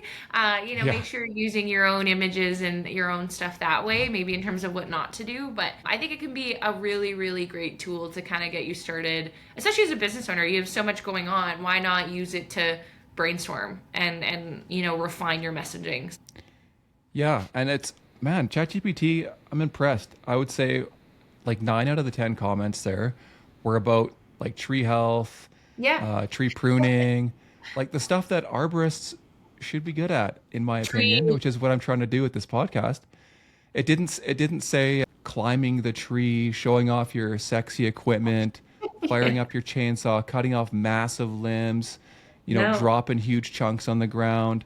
It didn't say posting near misses, arborist fails, Yeah. like that stuff's cool to us, in the arborist community, but It might go viral, but yeah, yeah. but maybe don't like share that stuff with your clients. You got to think about your audience. This is your business. Like try and look a bit more professional and think about what your clients want to see. So that's what they think. Sure. They care about their tree. They have a tree. They own it. Mm. They want it to be thriving. Most of the time, or they might want it removed. But Yeah, and that's I where think Atmos tree comes in.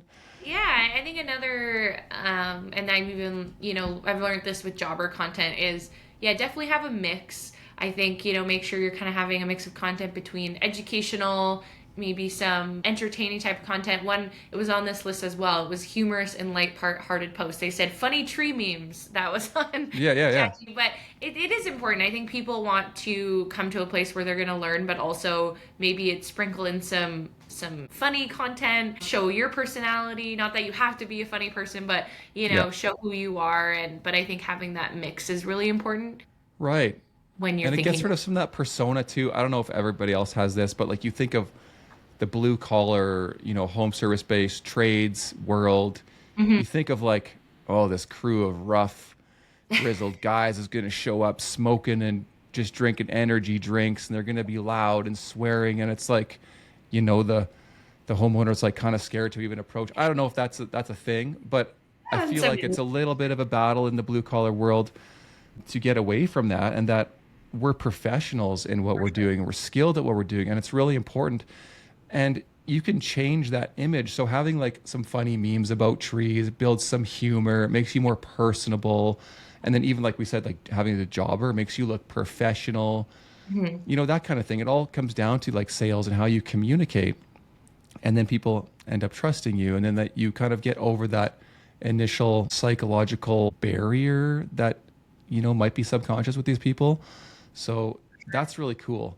And then if I could share one thing about ChatGPT that you kind of already mentioned, because I've used it recently, I find if you ask it to make you something, like ask you to write something for you, it's like you spend more time trying to like unscrew it up, like just Mhm. take out stuff, change it before you know you're doing way too much. But I also have a hard time sitting down and writing an article about something and not taking forever on it because I'm worried about how it's formatted, the grammar, how I'm explaining it, laying it out while I'm doing it. So then it becomes like overwhelming.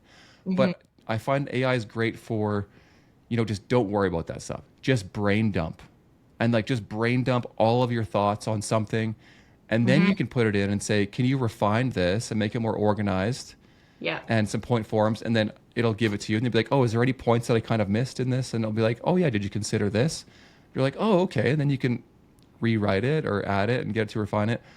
Or you can just get it before you even start writing. If you don't know what to write about, like I said, brainstorm and just ask for some ideas or give you a point form list of things to kind of Mhm. hit in your brain dump so you get it all. But then it comes out way more organic and natural and can fix a few things that you may not have noticed. For sure. And Yeah. I think, you leading into like what not to do, I think you still need to be authentic. You still need to, yeah, write your own stuff. You can't rely it to, do all the work for you. But I think, yeah, if you use it kind of as a bit of a tool to, yeah, maybe make you look more professional or ideas and things like that, I think it's a really, really great tool. But yeah, you don't want to go too overboard because there's almost like a tone of voice now where I can tell it's ChatGPT. I Like, know. or Yeah. like a formatting where I'm like, I'm pretty sure they used AI for this. Whereas you don't want that. You want people to think, you're. you're a person behind your account. So I yeah. know. Or I had my buddy, he works for a sprinkler company. They put sprinklers in different commercial buildings and things like that. Anyways, they're in the corporate setting at work, and there's some sort of personal interaction that this manager was like pissed off about.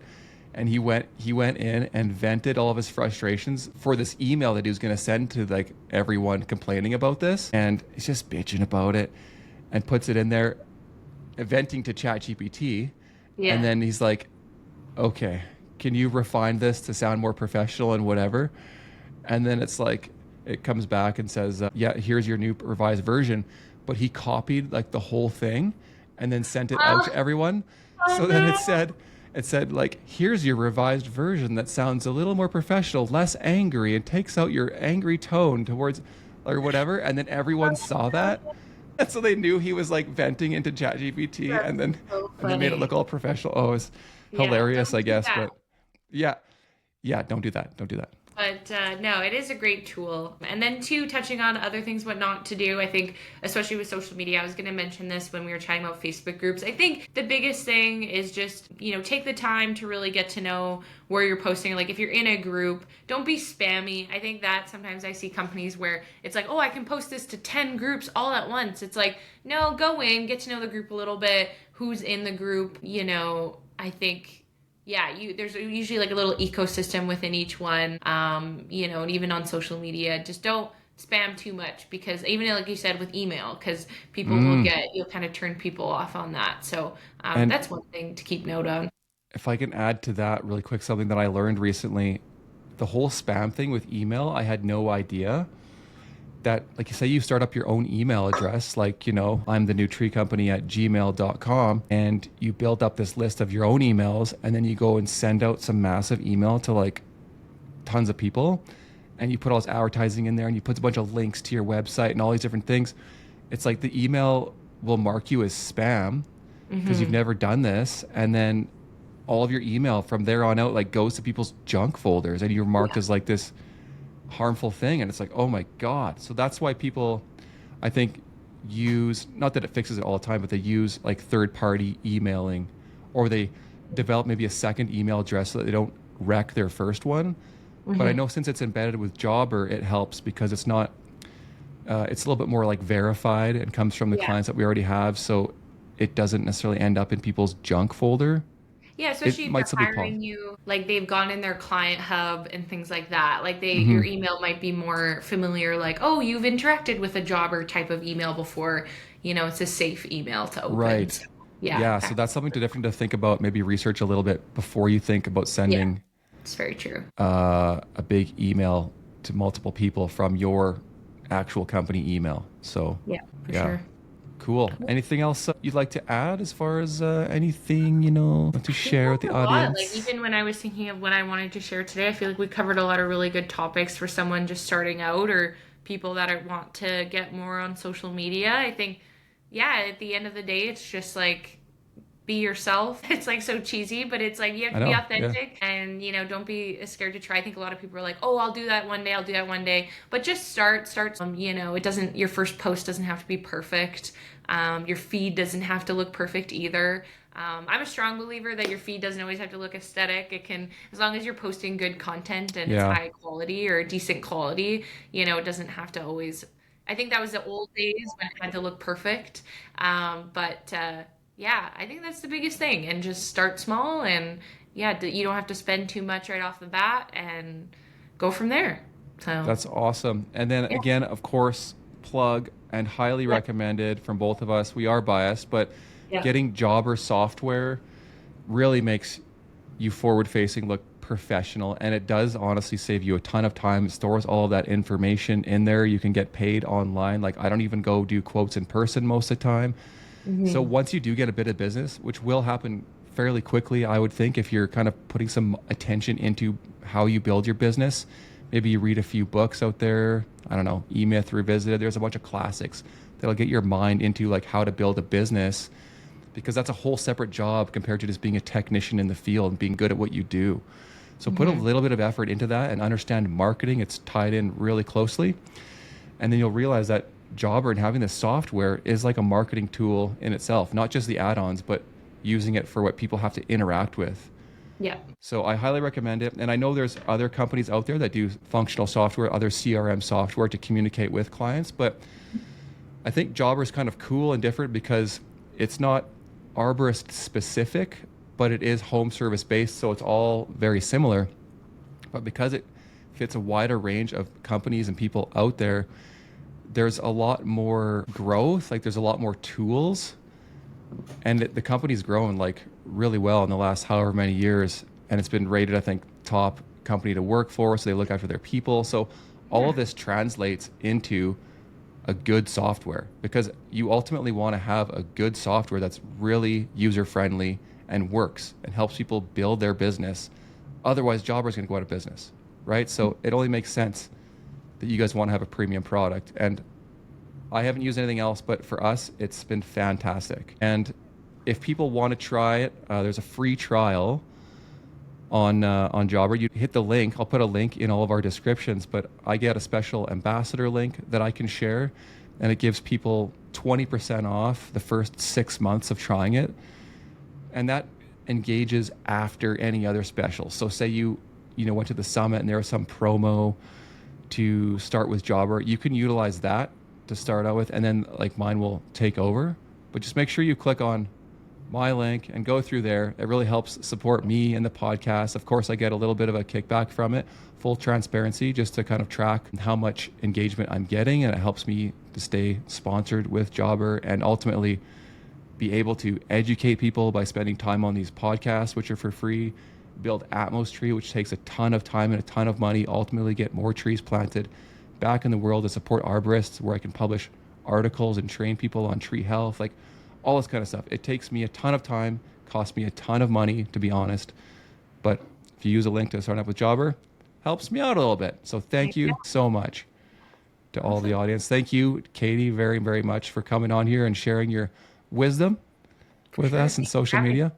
Yeah. And if anyone has any questions about this kind of stuff, I don't know, what resources would you recommend for them to go to if they want to learn more about Jobber or like social media stuff? I'm sure you don't want them DMing you at home after hours, but can you send people anywhere? Questions, you can go to my LinkedIn too. But I think too, there's lots online. There's lots of, we use to schedule, we use Sprout Social, and there's like Hootsuite.